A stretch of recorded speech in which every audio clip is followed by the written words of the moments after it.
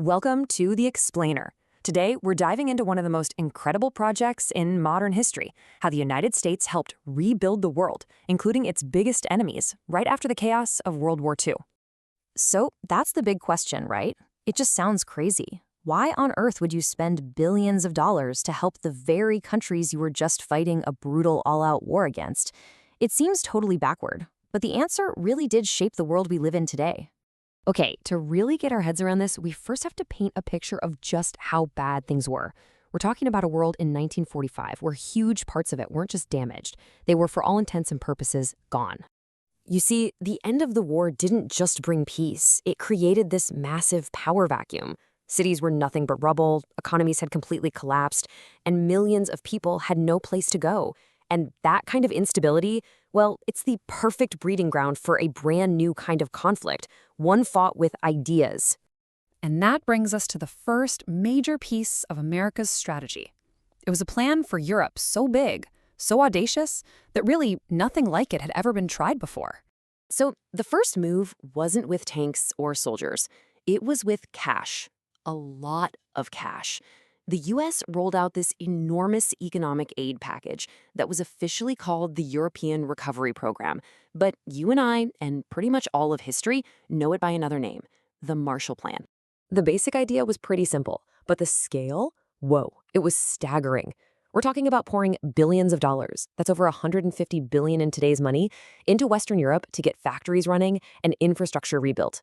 But look, this wasn't just about charity. A healthy Europe also meant a continent full of new customers for American products, which was key to keeping the U.S. economy humming. And here's the real kicker. The Marshall Plan was also a powerful tool in this new emerging Cold War. There was a huge fear in Washington that countries on the brink of economic collapse would find the promises of communism spreading from the Soviet Union pretty appealing.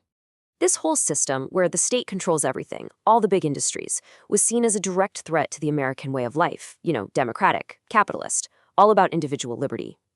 So by propping up Europe's economies, the U.S. hoped to create stable, successful democracies that would basically act as a firewall against Soviet influence. And there's no better place to see this new reality than in Germany. It was literally split in two. The West, as you can see here, was rebuilt with American and Allied help to become a democratic, self-governing nation. But the East? It fell completely under the thumb of the Soviet Union. This dividing line in Germany became the literal, physical front line of the Cold War in Europe. All right, let's hop over to the other side of the world, to the Pacific. While Europe was getting a massive economic boost, the U.S. took a much more, hands-on approach with its other major enemy, Japan. So no checks in the mail this time, nope.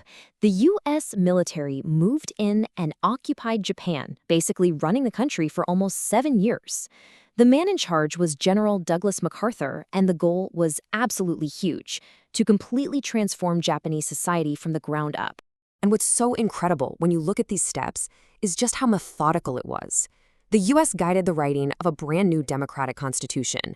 They broke up the old military power structure, and then, once all these new systems were in place, they handed control back to the Japanese people. The result of this playbook? A bitter enemy became one of America's closest and most important allies in all of Asia. So we've rebuilt countries, we've transformed enemies, but there was still one more crucial piece to this post-war puzzle. It was an idea to create something global, a structure that could, hopefully, stop a disaster like World War II from ever happening again. Now, they had tried something similar before with the League of Nations, and it failed spectacularly.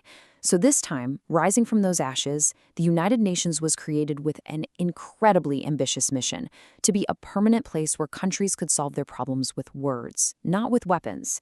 It was a massive bet on cooperation over conflict. So when you zoom out and put all these pieces together, you see it wasn't just a bunch of random decisions. It was a really comprehensive strategy. This was never just about winning the war, it was about defining the peace that came after. By rebuilding economies, turning enemies into friends, and creating new global institutions, the U.S. essentially drew the blueprint for a new world order, one that fit with its own interests and values. And all of that leaves us with one last big thought to chew on. Think about it. America's modern alliances with Germany and Japan, the lingering effects of the Cold War, the very existence of the UN, all of these are direct results of choices made in the smoke and rubble of the 1940s. The world we live in right now was truly built on the plans of yesterday.